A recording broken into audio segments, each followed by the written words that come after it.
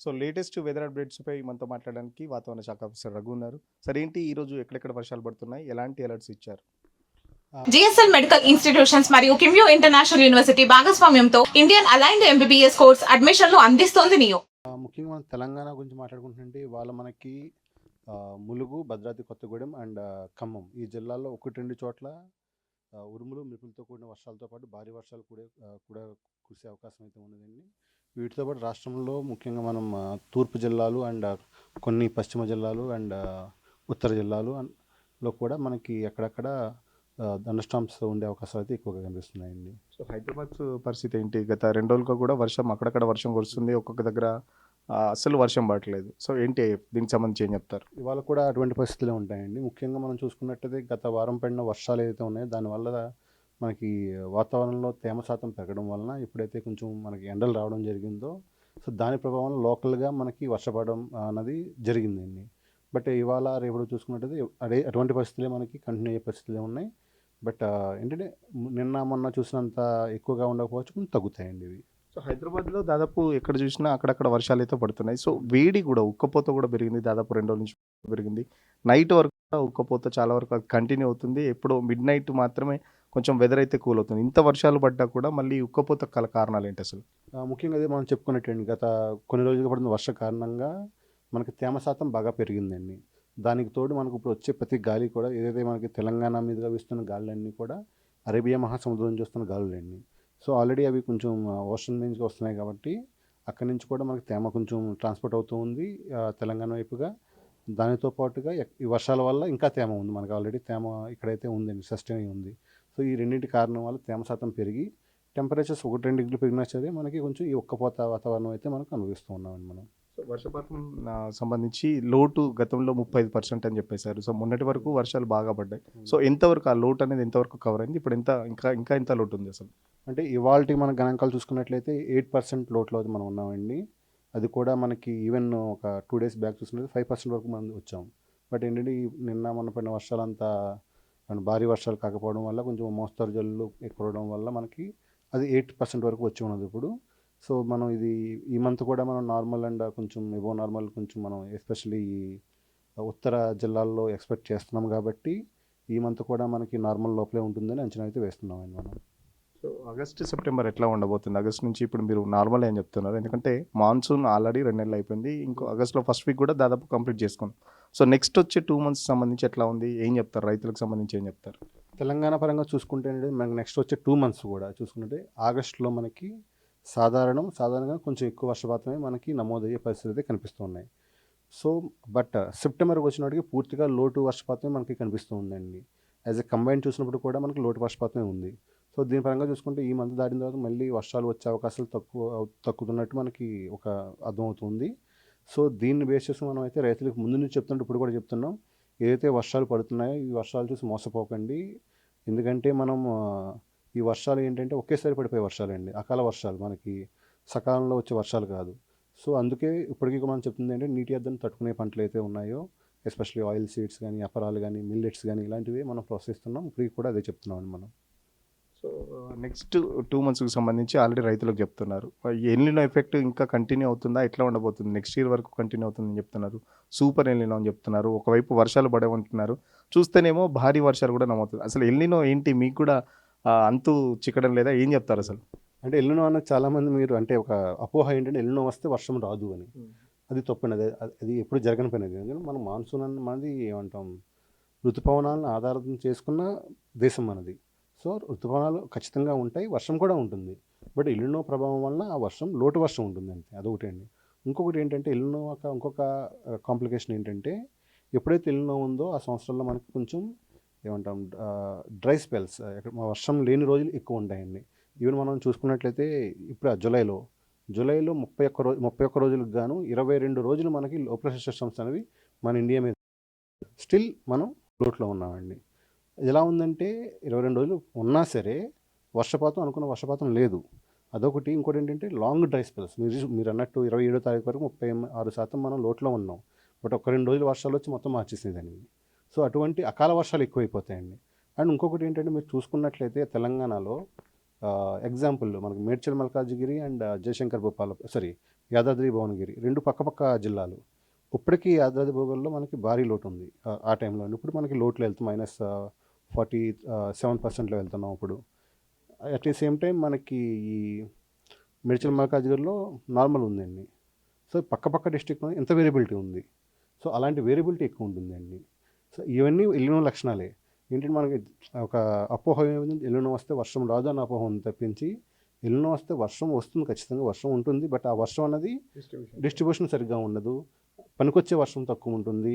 ఇలాంటివి ఎక్కువ కాంప్లికేషన్స్ పెరుగుతాయండి. దీనివల్ల ఏంటి, ఇప్పుడు నదీ పరివాహక ప్రాంతాల్లో వర్షం పడకపోవచ్చు, మనకి వేరొక వర్షం పడుతుంది, అది మనం క్యాప్చర్ చేయలేని వర్షం.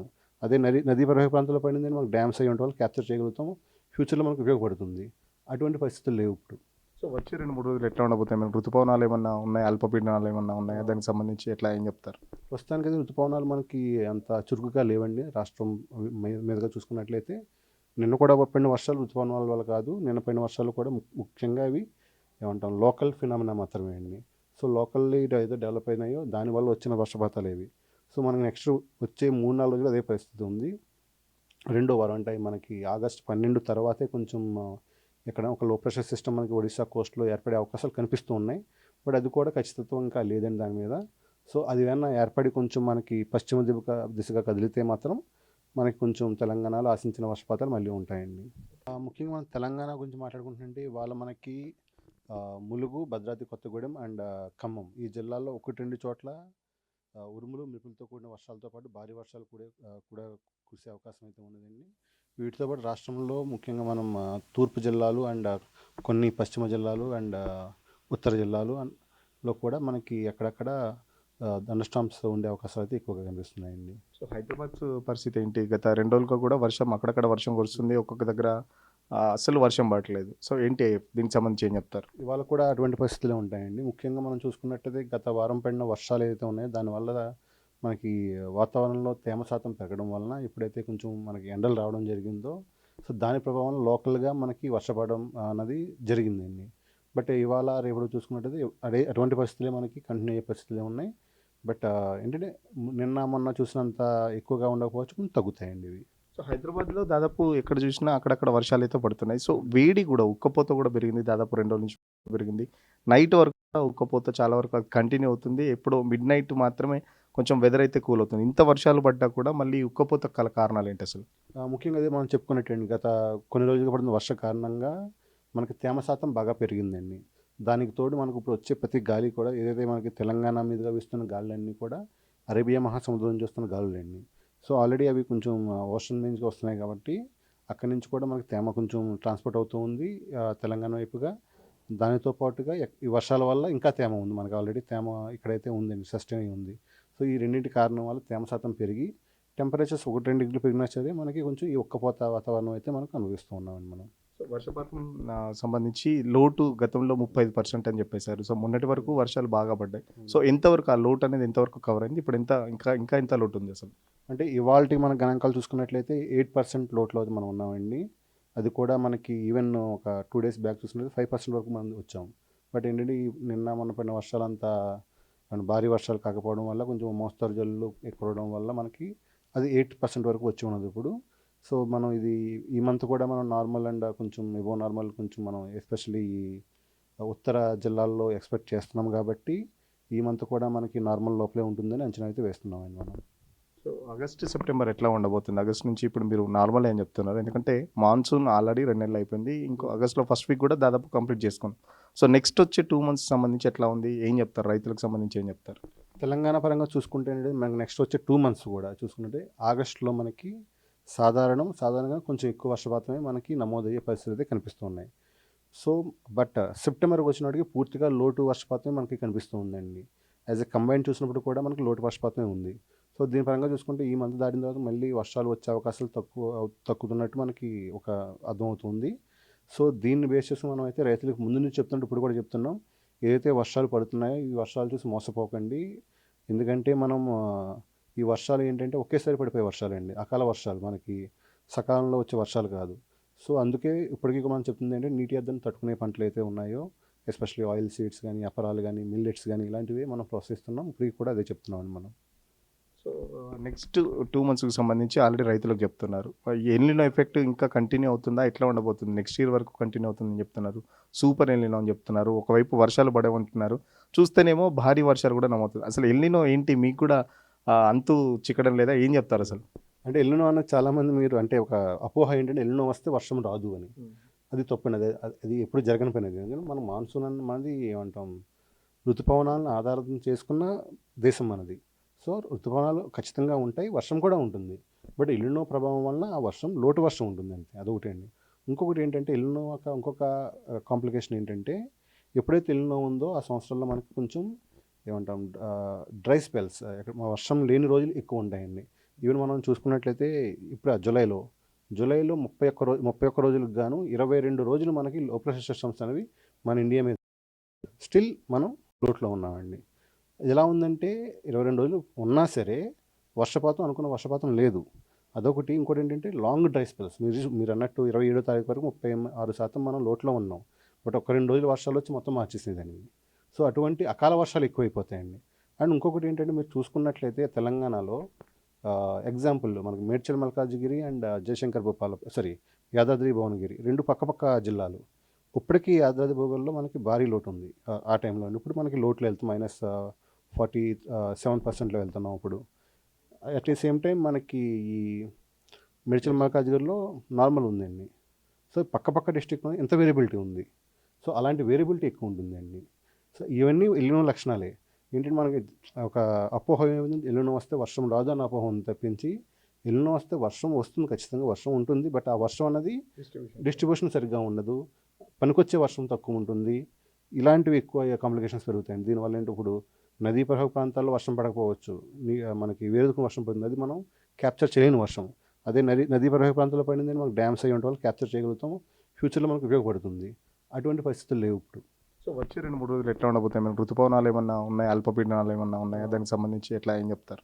ప్రస్తుతానికైతే ఋతుపవనాలు మనకి అంత చురుకుగా లేవండి. రాష్ట్రం మీదుగా చూసుకున్నట్లయితే నిన్న కూడా పడిన వర్షాలు ఋతుపవనాల వల్ల కాదు. నిన్న పడిన వర్షాలు కూడా ముఖ్యంగా అవి ఏమంటాం లోకల్ ఫినామినా మాత్రమే అండి.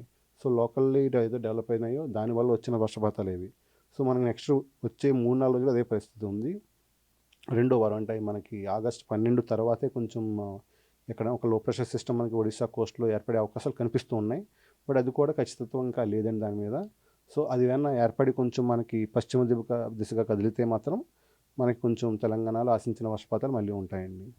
సో మొదటి నుంచి చెప్తుంది కూడా వాతావరణ శాఖ అధికారులు, ఎల్‌నినో అంటే మొత్తం వర్షాలు పడకుండా ఉండడం కాదు, వర్షాలు పడతాయి బట్ డిస్ట్రిబ్యూషన్ సరిగా ఉండదు. పడితే ఒకటేసారి భారీ వర్షాలు పడతాయి, లేకపోతే కంప్లీట్ మొత్తం డ్రై స్పెల్ ఉంటుందని చెప్పేసి వాతావరణ శాఖ అధికారులు చెప్తున్నారు. సో రైతులకు ముఖ్యంగా సూచనలు ఇస్తున్నారు. ఎందుకంటే గత కొద్ది రోజులుగా వర్షాలు పడుతున్నాయని చెప్పేసి పొలం పనులు కూడా స్టార్ట్ చేసుకుంటున్నారు. సో వర్షం నీటి మీద ఆధారపడి పొలం పనులు అయితే ఎవరైతే చేస్తున్నారో ఖచ్చితంగా ఈ వర్షాలను నమ్మకండి. ఈ వర్షాలు ఖచ్చితంగా రైతుల్ని మిమ్మల్ని మోసం చేస్తాయి. ఎందుకంటే పడ్డ చోట బాగా పడతాయి.